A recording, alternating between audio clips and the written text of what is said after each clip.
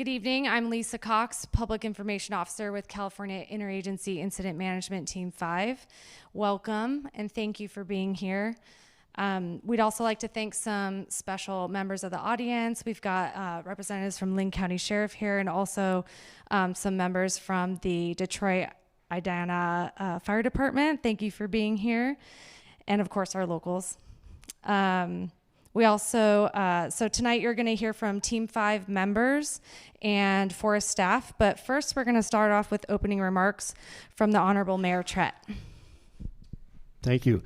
Good evening, everyone. I'd like to take this opportunity to welcome everyone, but I really wanted a few minutes just to kind of tell the folks here in town and anybody watching about the magnificent response that the Detroit Ranger District and Team 5 have done. It's completely opposite from what we experienced 4 years ago. On Tuesday, I got a call from the Detroit Ranger District saying they'd spotted smoke that most of us had already seen. But instead of we're going to investigate, I heard that there was a plane in the air with smoke jumpers already in the air. Equipment had been dispatched from Detroit Ranger District and Oregon Department of Forestry. Massive response right from the beginning. They were on this fire from the get-go. They've been extremely open in what's been going on, and we've been trying to share that information with you. So that was my main reason for wanting to be here tonight. Welcome you, and to say a huge thank you to all the Forest Service personnel, line personnel, and everybody else who is up there fighting this fire. The Slate, not only the Slate fire, but the Pyramid fire also. They're doing a magnificent job, and they've had some help with weather, but we have nothing to complain about this time. With that, I really want to welcome you all. Thank you for being here. And I would like to introduce Michelle King, the Detroit Ranger District Ranger, and the agency rep for the Willamette National Forest. Thank you. Thanks, Jim. Again, my name is Michelle King. I'm the District Ranger here in Detroit. I'm an agency representative for the Willamette for this fire incident. Also, really quickly want to introduce, we also have an advanced agency administrator, Sean Farrell, here in the back that's here to support this incident as well as the Pyramid incident. Just like Jim said, I want to thank everybody for taking their time, whether you're here in person or you're listening at home. Out of your free time, we appreciate you being here and are glad we can provide you with some additional information. Just a few things before I hand it over to our excellent team and give you a good fire update. Just want to share this team has been exceptional, and it's really been a true extension of the Willamette National Forest. So our objectives are in direct alignment from the beginning, day by day. We visit multiple times throughout the day, but we have a strategic meeting every afternoon to ensure that at every corner of these fires, we're moving in lockstep. What I really want to highlight about this incident is not only the amazing work of what we've done, keeping that fire where it is, but how we did it. And, what we do is we fight fire aggressively while providing for safety. How we do is how do we manage within the world that we can't control everything. And in this case, it's really utilizing those partnerships and working across the agencies. So like Jim said, when this fire first was spotted, we didn't have to call for help. Help was on the way. Oregon Department of Forestry was rolling, wheels up, rolling. Our private industrial partners were the same. They were on the phone saying, how can we help? The city, the county, both Linn County and even Marion County, where the fire is not located, was there for us, and a whole range of other partners. We were here to do it together, and that's truly our job as public servants, is to serve you and to put this fire out safely. So just really grateful for all the amazing work that's been done on the ground, and I'm glad that you'll be able to hear more about it today. Also want to say, we still have a long fire season ahead of us, and we're going to touch on it a little bit today, but the situation in Oregon and in Washington is really tough, and so we're really looking hard at this fire, at the pyramid fire, thinking about everything we can do with the resources we have now. If our situation changes locally as time goes on through this summer, not just with this incident, it's our commitment as the Detroit Ranger District is to maintain that partnership. We're going to be transparent. We're going to use everything we can, no matter the color of the truck, no matter the color of the airplane or the helicopter. We're going to utilize it all, and we're committed to be transparent too and provide that information, provide updates, whatever platform is helpful for the community. So just again, thank you for being here, and I'll be staying afterwards too, beyond the meeting. If there's any additional questions, happy to talk more with folks about Detroit. Thank you. Oh, and I'll be introducing, Ernie Villa, our operations section chief with Team 5. Can you hear me? Oh, can you hear me okay? So my name's Ernie. I'm the ops section chief here with Team 5, and I'll give a quick update kind of where we're at currently with the Slate fire. Early in the fire, when we heard the dispatch, we were on the pyramid fire, contacted the ECC here in the local area and offered assistance pretty rapidly. So there was already quite the initial attack response kind of heading towards the fire, but it was good to kind of see the collaboration between the local response and the need to be able to pull resources off the fire that we were currently on. So currently right now the fire, we have it pretty much lined indirect and direct around the whole fire's edge. The black line indicates containment that we have on the fire, where we know that the fire is pretty much going to hold. The fire continued to grow laterally. We ended up having a dozer come across the top all the way to the shoulder of the fire out here out to the east. And then we had hand crews and hose lines and equipment come down this eastern flank here. Along the bottom, we ended up inserting crews to install sprinkler systems along the bottom. As a lot of you kind of know, there's a lot of heavy fuels out there, so getting that water in those creeks and being able to keep that ground moist so that it would slow the fire spread. So we were successful at doing that. Around here on the west flank, we were able to go a little bit more indirect, so the line's in here, but then we were able to come a little bit indirect initially with the fire intensity. As we got around the bottom of it here, crews now currently are going a little bit more direct to keep it cutting right on the direct fire's edge. So we were able to use the scoopers and the aircraft to get it under control. And the containment each day, as we continue to go, we'll continue to gain containment on it. The weather the last few days has aided us in getting this fire under control. So we took advantage of the weather, and we keep continuing to put resources out here to mop up and secure it. The last report that I had heard when I came back in here, there's only a few isolated smokes on the interior of the fire, so kind of interior. Most of that is going to be there. As you guys all know, these fuels are pretty heavy, the large logs and things that you have here, and the duff layer that's out there, it's pretty thick, so we'll continue to have people out here mopping up and securing the fire till we can call it out at some point. So yeah, they got a lot of contingency lines as well, so we were able to kind of come down the main roads here, prepping in case the fire was to grow laterally out to the west, and then we had proposals for dozer lines along the bottom here. Our main concern was it coming further to the east and getting into these major draws here where it's more challenging to fight the fire. So with all their hard work, they've got it to a point now where at least the forward rate of spread's been stopped. So I'll, if there's no questions, I'll probably just go over to the next fire. Okay. Hold them. Sorry, I should have stated this before. We're going to take questions at the end. And if you could, we'd love if you could write the question on the comment card, and then we'll put them all in order.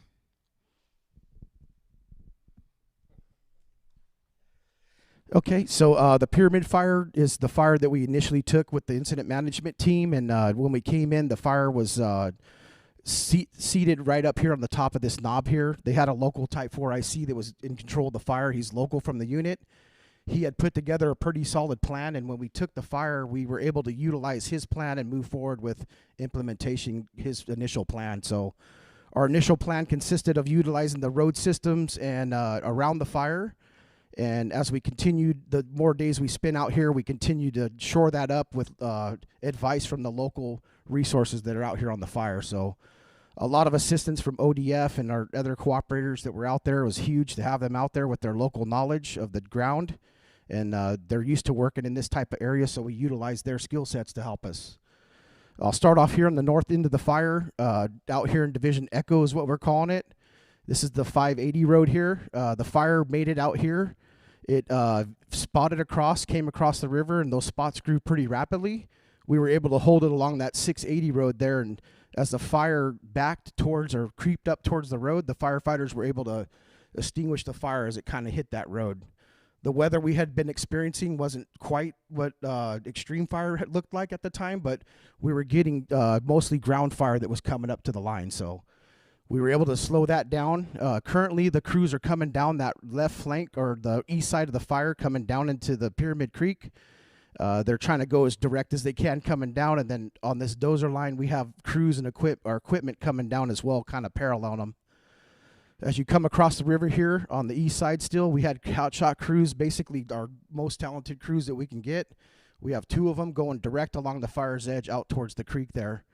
In parallel to that, we have equipment coming down towards them, and they were able to make it out to the spot fire that you could see. It's this isolated piece of fire that's outside the main fire perimeter. They made it down to that. It's probably about 1,500 feet by 1,500 feet area of fire. And they're going to be able to probably get line on that at the end of shift today. So our plan was to have them connect all the way from this road system all the way down to the river there on that east side. As you come down to the south of that, we were able to connect indirect dozer line with equipment down to the roads. So that fire up here wasn't very active at the time. So to get initial line in here to slow the spread indirectly, we put lines down connecting the roads all the way to the south end of the fire here near the private property in section 31. As we came around the corner here, this area right here was pretty hot. Pretty early in the fire, we experienced a spot fire that came out of a piece of fire out here. It spotted about a quarter mile out here in the private land in the clear cut, and it continued to burn pretty hot with the winds. We were able to pull that back in there. About 5 acres burned up on the private land here, and then we were able to pull that back into the main fire and then back into the dozer lines that we have here on the east end of the fire. As you come down this 733 road here to drop point 4, we were able to tie all that fire in up against the fire's edge and extinguish it, and then we continued, the fire continued to back down this dozer line into the creek system, so we continued to keep even with it with fire as it continued to back down that line. What that does is it helps us keep the fire from crossing that line, and they pretty much have it down at the creek system at this point now. The rest of the fire is slowly backing down towards the Pyramid Creek, and then up here in the creek, there's a little trail right here that comes out to a shed camp. We were able to take it up where we had fire slop across and bring it back into the dozer line up here with hose lines. So there's hose from the bottom all the way up to the top here.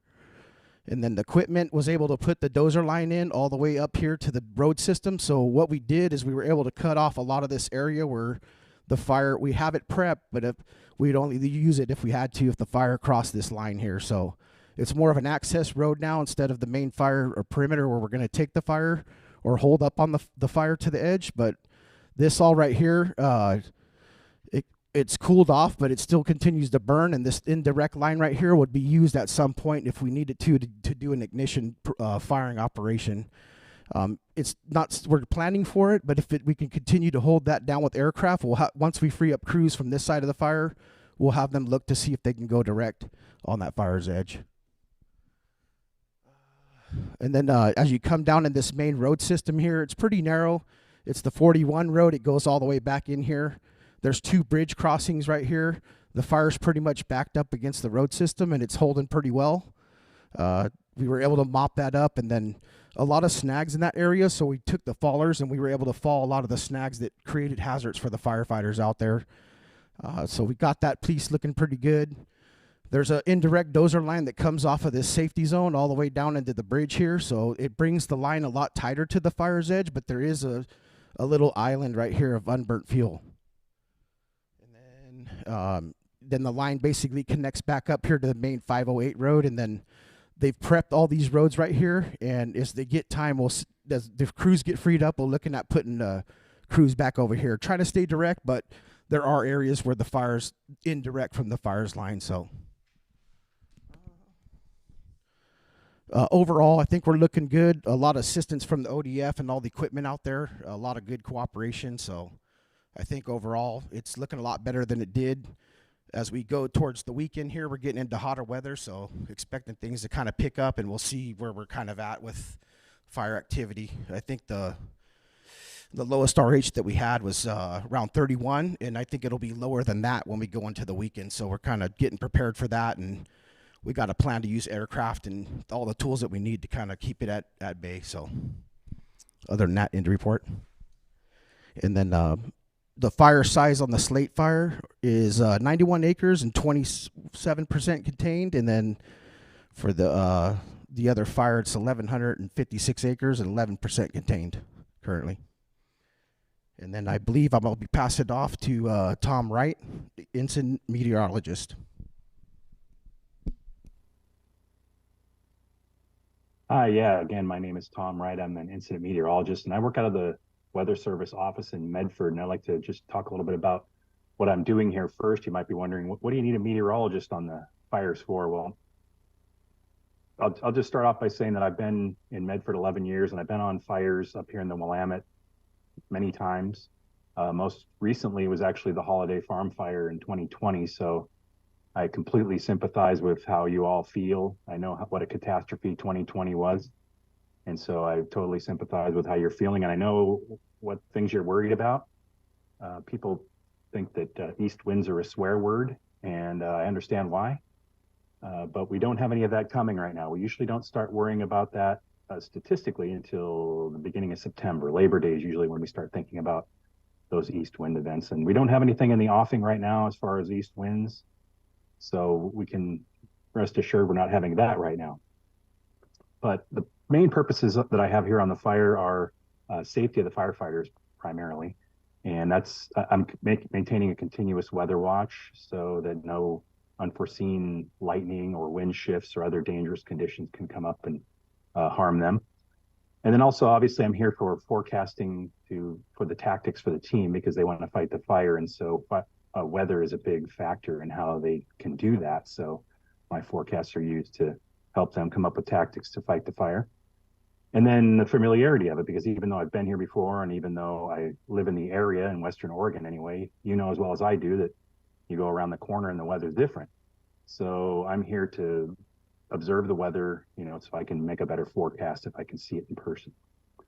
So what you really want to hear from me is the weather. And we've had, to back up, the fires here in the Willamette, most of them started right after a major heat wave that we had for the first part of July.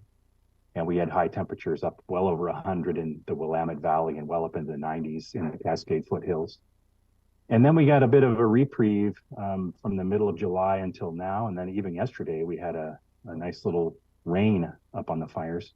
We had anywhere from about 1/10 of an inch to 1/3 of an inch. And that 1/3 of an inch was up closer to the Slate fire based on the observations. So we had a decent rain, and that helped a lot. And that's kept the humidities very high last night. And then today they've been doing pretty well as well. And temperatures have been lower. So that's been a nice reprieve. And tomorrow we will continue to have some decent weather, but we're starting, as I say, we've making a bad right turn into worse weather coming up. So we're heading into a heat wave again. And we're going to peak in the heat probably about Thursday into Friday. And we're going to be up into the 90s again, possibly up close to 100 in the Willamette Valley and then the 90s up on the fire, both of the fires. And the corresponding humidities will be very low. So that's obviously a concern. And then another concern we would have is the potential, once we get this big ridge of high pressure over us, we get southerly flow aloft coming from California. And that brings up what we call monsoonal moisture. And that's the fuel for thunderstorm. And so I often say here in Western Oregon that our heat waves are broken by thunderstorm outbreaks. And so that's what we're watching for. There is a slight potential this weekend that we could get some thunderstorms, whether they come right over us or they're Cascades and east side. Still remains up in the air a little bit, but I'm keeping a close eye on that. But just so you know, in the middle of this heat wave, unfortunately, we might have a chance for some more lightning. But then that sort of dies off here early next week, and we just stay in this sort of little bit above normal temperatures and dry conditions. So that's what I have for you, and I'll be able to take any questions at the end as well. So I thank you for listening.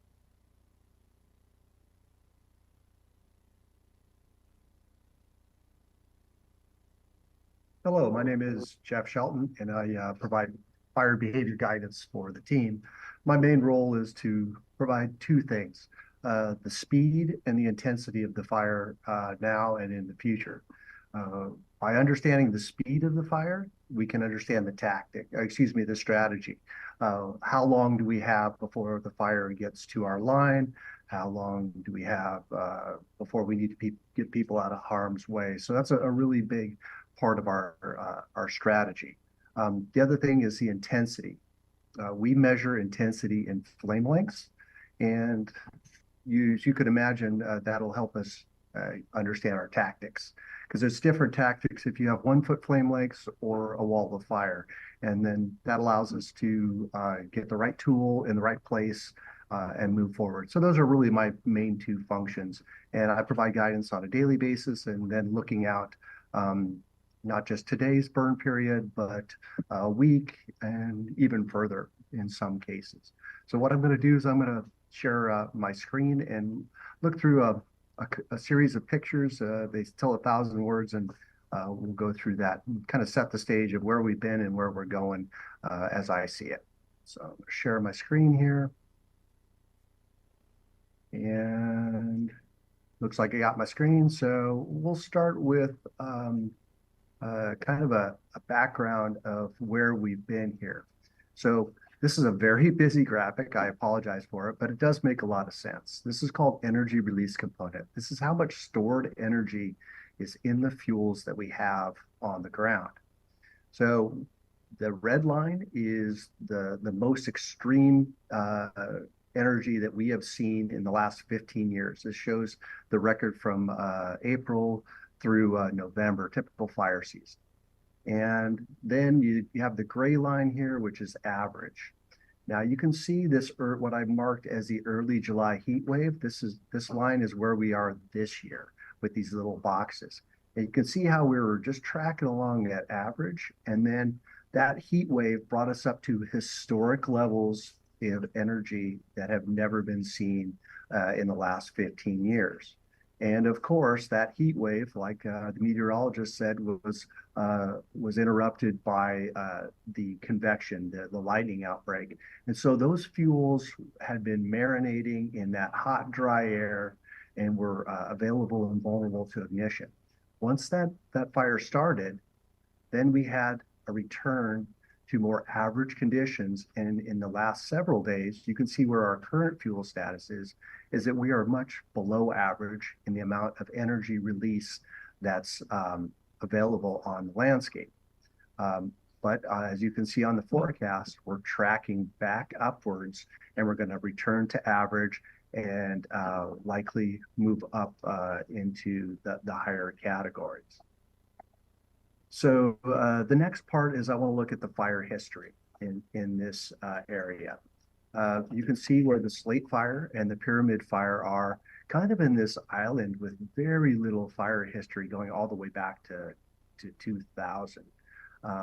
The Slate fire is positioned up here near you folks in Detroit. And what I want you to look at is the pattern of these fire footprints. They have a very distinct pattern where they are oriented east-west, and that's from those east winds that you commonly experience, but not until around Labor Day, like the incident meteorologist was indicating. And a lot of these have been within the last 5 or 10 years, and so there's nothing on the horizon that would replicate this type of fire footprint and this type of condition. Not only does the weather have to replicate this, but the fuel state also has to replicate this. If we look at what the weather would have to be and what our typical winds are, this is what they call a windrows. And this shows you kind of a compass of what the wind direction is between July and late August. And we typically are experiencing in the weather record between 1986 and 2024 a northwest component. And so The wind, what it does is it provides a steering mechanism for the fire and kind of pushes the column, pushes the spots, nudges it in the direction that it wants to go. And if you look at that fire history, that's not really the direction that those large fire footprints have been. So let's look at the kind of the fuels that we're looking at right now. These fuels, this is a picture from the fire line up on the pyramid fire, and you can see the clear cut that has had the imprint of the fire. Now, what you're looking at is the inside of the perimeter as well. This fire has largely moved underneath the canopy and hasn't really torched the canopy in any meaningful way, even when the crown spacing is really, really tight. But what it has done, excuse me, has dried out this canopy. And so that's where we still remain vulnerable to fire, is that the inside of this fire is actually more vulnerable, carrying less moisture than the outside of the fire. So that's something we're looking at. In addition, looking at the fuels, we're also looking at the trees. This is, on the same fire, a lot of that fire has moved on the surface and has burned all around the roots of these live trees. These are live trees, and has really destroyed the infrastructure in the soil that keeps these trees stable. And you can imagine if you're working firefighting and you're up against these type of trees, the hazard is exceptional. If you look at what has happened over the last 5 or 10 years in firefighter injuries and fatalities, and I know you know better than most with the fatalities you've had in your region, trees are a big deal to us, and we take the safety of the firefighters very seriously. And then the last part I'll leave you with on the fuels is our challenges. So this is a road that's been prepped. And so as we put in these lines, you can imagine the challenge of having fire on one side of this road and trying to keep it to translate from the other side. It's a tremendous amount of work just to make this road resilient like it is here. And so as we look ahead and understand our challenge going into the future, I'm going to show you the 7-day product that comes from the coordination center here in the Northwest. Currently, we're in a low risk environment relatively, and we've seen that the last couple days. But as we move forward, the fuels are going to dry. They're going to become more available in the region. You're seeing signs of higher risk lightning and convection.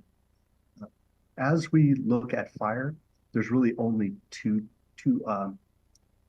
choices to put this fire out. The fire has to be starved of its energy, or it has to burn into something that is so wet it just saps the fire of its energy. As we're looking at the pyramid real quick here, you can see where the current fire footprint is, where it has backed down. And you heard from operations, we're taking advantage of some of these wetter features, these creek beds, to basically act as kind of a nature's fire hose to extinguish the fire along those areas. You have seen also where the fire has been able to cross those stream beds and has some alignment with slope. And that's what we're really watching in the next couple of days when it gets hotter and drier in these areas. But as you heard from operations, we have been able to go direct and take advantage and exploit this weather over the last couple of days. When we look at another part of this fire, and we go out towards to the north to where you folks are, we see a very similar picture where you have a very steep terrain, and this is where the fire that's closest to you folks is. And you can see the challenges we have with the terrain there. When you look at it in this three-dimensional picture, you get a much clearer idea of how steep and what the challenge of putting in these fire lines is. So looking forward, just understand that we've been enjoying weather that has not been really rowdy, but it's going to get more and more unfriendly over the next 4 or 5 days. And you're going to should expect to see some more smoke in the sky as materials on the interior consume and put that smoke up. But rest assured, we are poised to take advantage of the clearer air that we're going to have and our ability to use aircraft. So with that, I will stop sharing my screen and give it back and answer questions afterwards.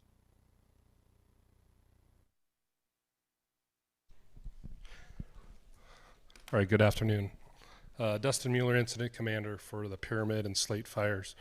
Also the Commander for Incident Management Team 5 out of California.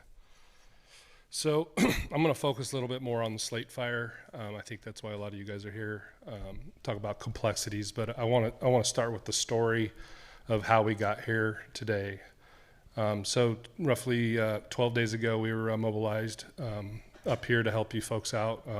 The whole Oregon and Washington area has been extremely hit by lightning, as you guys know. So we came in, we were coming up on a pre-position into the Redmond area, and then quickly got moved to Eugene to assess the situation. So we took the Pyramid Fire in a town, met the community, a sweet home, and then started our plan, got the plan from the forest. And then a couple days into that, Ernie here alerted me to a fire on the Slate, and we did everything we could to help them out with aircraft crews and an incident commander from our team, like a branch director we call them, to go over there and help them out. So that's kind of the background how we got there. So recognize, I also want to emphasize where I come from. I come from the extreme northern part of Northern California, where it borders Oregon and Northwest Nevada. So my communities have been through this. We've experienced the Dixie and Camp Fire, multiple communities burned, huge, large million-acre fires burning everything around us. My home as well has been totally black around it. So I'm very sympathetic to that. So my motto and leader's intent to most of these fires is when I take command is a full aggressive, full suppression strategy. And that's how we implement it. And that's how all 150 people on our team will treat your community and the fires here. So with that being said, that's kind of where we're at. Talking about the Slate Fire a little more. So complexity analysis. So it's currently 91 acres, as Ernie mentioned, and that containment levels, 20s, high 20s. And that's the flexibility of that black line on there. But rest assured, there is a control line around the Slate Fire, whether it be dozer or hand line. So there is that. What that means is, in my mind, it is higher up there on the containment level, because in the glossary terms is it reasonably will hold in all situations except for those rare weather events. And those are what we're protecting for. We're currently doubling our mop-up standards daily. So first day it was 10-foot mop-up, 20-foot. They're up to 30, 40, 50-foot off the inside the line now. So they're mopping up all the stump holes. Everything's going really well along that fire edge, all the way around. I've been out there myself. Went out to the fire line, looked at it. There's a couple hot pockets deep interior, and those are what we're concerned with the reburn potential, like the fire behavior talked, Jeff. So we are going to continue the next couple of days of our shift here. We're due to time out here pretty soon towards the weekend, but we're going to do everything we can to prepare the forest and the district to be able to safely secure that more. And they're not going to take their eyes off it either. They're going to continue what we're doing. They're going to have the right plan in place. We're going to leave them everything necessary to complete that plan. So complexity analysis it's based on a lot of different things. It's community fire behavior, the size of the fire, firefighting resources available. So there's a lot of things that go into complexity and what rating that goes at. So overall, our team is a type 1 complex team, but both fires together kind of rates out as for the Willamette itself as a type 2 complexity. So it's like a moderate. And then this fire started off, with the complexity of the aircraft and the firefighting numbers we pushed at it was about a type 3 complexity, and that's how it rated. So we feel that pretty confident, or really confident, by Friday, it will be at a type 4 complexity, which is not the lowest, but it is pretty low where the district and forest can handle it with a couple crews monitoring it with an IC going around the line. And I say monitor by getting in there and continue to fully suppress and fully mop up that fire 100%. So that's what we're going to continue to do, and that's our intent for giving it back to the district and Michelle. So that is kind of where the Slate fires currently sit. So I'll kind of end there and probably wait for questions, but I do want to address how welcomed we have felt in this community. The local district has welcomed us. You guys have welcomed us, and it's not too many times that people from California get welcomed like this in Oregon. So had one run-in with a local down in Eugene, but that's all right. Just because they see California, and a lot of my team actually do live up in these neck of the woods as their summer homes because they're retirees as well, but they're support staff. So. And Nevada. So we live all over the place, but we come together as a California team. But we really feel welcome in this community, and it wasn't really assured that we would have first because of what happened in 2020. So that we were briefed on this, and I think I'm the man for the job to take that on because I've lived through it. So with that, thank you for welcoming all 150 people of us into your community. I know we're spread out between Hoodoo and ski ranches and Eugene and here, but thank you again. Thank you, Dustin. Thank you, everyone else, for being here. This concludes the formal part of the presentation. We're going to now go into question and answers using the comment cards that we currently have, which aren't too many. And then afterwards, when it's all over, we'll have our speakers and other team members available for one-on-one discussion as needed. So the first question is for Ops, Ernie. Can you please explain the difference between direct and indirect firefighting tactics? Yep. So sorry about that, a little loud. So a direct line is basically where we call it 1 foot in the black. So we're literally right on the fire's edge. With this fuel type that you have here, the residual or the radiant heat with the amount of fuel that's on the ground is so intense. Our ground firefighter resources can't literally get right up next to the fire's edge. So the initial thing that we did was try to come a little bit more indirect, knowing that the fire was moving slowly flanking towards that fire line. So we were able to get the indirect line in there. Like fire behavior said when we first got here, we didn't feel comfortable going direct on the fire's edge because a lot of the activities we had to come from the top of the fire downslope, which is kind of a watch out for our firefighters because there's fire below them. So we did that initial thing to box it in, and then we continued to choke that down on the fire as we got the favorable weather and the fuels and everything lined up for us to be more aggressive. Like also with the past history of trees out here and how dangerous they are to the firefighters, we took that in consideration when trying to deploy our tactic of going straight direct on the fire's edge. So once we got going, we started feeling comfortable. We got crews in the bottom, and they started coming up out of the bottom at the crews coming down from the top. We had most of the equipment line in first, and then as we got that, we were able to reinforce that with crews that we had placed orders for to come out here and assist with the fire. So direct is basically on the fire's edge. Indirect is when you're a little bit further out from the fire's edge. And there's varying reasons why we do that, but in this case, it's more based on safety and watching what the fire behavior was, and it's pretty hot right next to it just because of the amount of fuels that are on the ground out here, all the logs and heavy trees. Yep.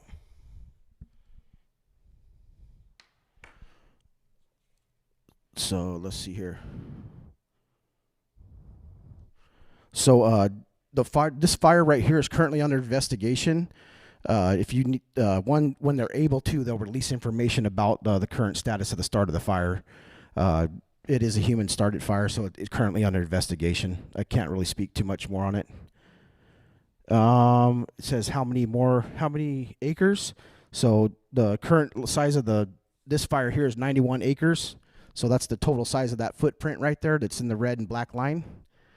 And like we said, it's lined, so we don't expect any further growth on that fire.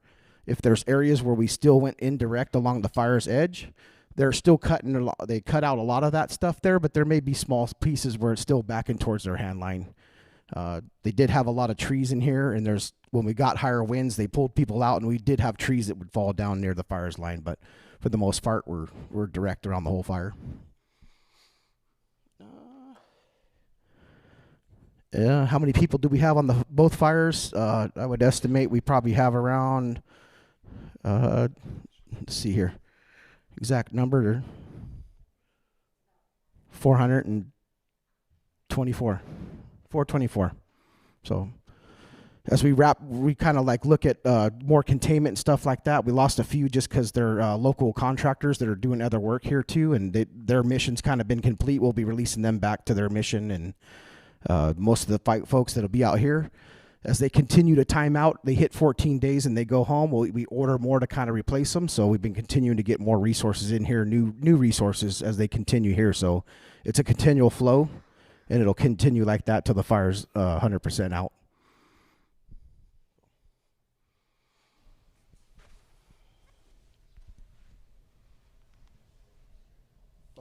And if you could read the question out loud that's on the Okay. card so people know what the question is you're answering. Thank you. So do you have plans to do a major back burning on these pyramid fires? So in all fires, backfiring a fire is a tactic that we use to stop the fire. And like Dustin mentioned, our main tactic is to go direct as possible. Out here, it's a little challenging when you're doing a backfiring operation. So we do have areas on the pyramid fire where we've identified that if we're not able to go direct, we would build a plan to look at doing a backfiring operation. And it's a very strategic operation. It takes a lot of planning with our fire behavior meteorologist to make sure that the timing on that firing operation's the right time. And so a lot of the small stuff that we did was more defensive, where we had fire coming close to the fire's line, and we basically just kept even with the fire. So as the fire's coming down the line, we just keep enough ahead of it so that if the fire rolls out, it doesn't run back towards the firefighters on the line. So on the south end of the fire near the private property, the lands, the timbered lands, we were very successful at bringing it down into the creek doing that. And we had the favorable wind pattern by doing that. So it's very thoughtful when we do plan something like that. And there are areas that will be left indirect on this fire just because we're still working on other portions. So out here, like I said, there's a lot of areas that'll be indirect. We have used aircraft, so we've checked the fire spread, but there's still quite a bit of heat down here in the bottom. If we had favorable winds and we had the right resources, we would continue to look at those plans. So yes, it is a tactic that we use, but it's very thought out, and it takes a lot of approval for us to make sure we do that correctly. Yep, and then no plans here in the near future. So everything we have is going direct, and we got the hot shot crews coming down off this east end going direct on all that fire. And that's the only question. Thank you. So that concludes the meeting for now, and for the folks online streaming, thank you for joining us. If you have any additional questions, you can pop them into the chat, and our public information officers will get to you when we have an answer. So that concludes our meeting, and if there's no further questions, we'll close out and have space to talk. Yes. Hold on one second. I'd like to give the mic to you so we can hear you. Well, I can speak loud enough. Did the fires stay mostly on the ground on these fires, or are we going to look at a bunch of burned up timber when we decide to go hiking up there in the pyramids? Or Slate? Yeah. You know, compared to other fires that I've been on, it's the fire intensity or the fire effect out there is pretty minimal. Like most of the fire, you won't be able to tell where the fire spread because, like fire behavior said, it's underneath the canopy. There's some sections of the fire that will have a little bit of trees that got torched out, like 5-acre patches, but for the most part, the fire stayed on the ground. It's pretty much it was kind of in a backing posture when we showed up, so it was burning pretty low intensity as it backed down the hill there, and when it caught areas where it can run back up, it made some, but for the most part, it looks like it's been pretty much on the ground. And just to also, turn it off. Just to understand also when that happens on the lower end of the intensity on the ground level, up here you have lichen in the trees branches that are at the higher levels, from eye height up, that we're guarding for, and that's one of the concerns of, the fire burned in both the pyramid and the Slate fires. Really nice understory burn, almost like prescribed fire because of the fuel conditions right now, and that's what we wanted. But we have to keep people engaged because of that lichen, and later in the summer when you guys hit your peak indices for high ERCs. So right now, we got out of it because we controlled them. But we want to guard for the future because there is still potential, and that's why we want to keep you guys alert, is there is still potential for those hot spots interior to throw spot fires or embers over the fire line in the future. So that's why we continue to keep people eyes on it, especially like the pyramid at 1,100 acres. The Slate fire, we're going to, get as much as we can knocked out with mopping it up 100%. Great. Thank you very much, guys. Thanks for being here. And we'll be available afterwards if you have any additional questions.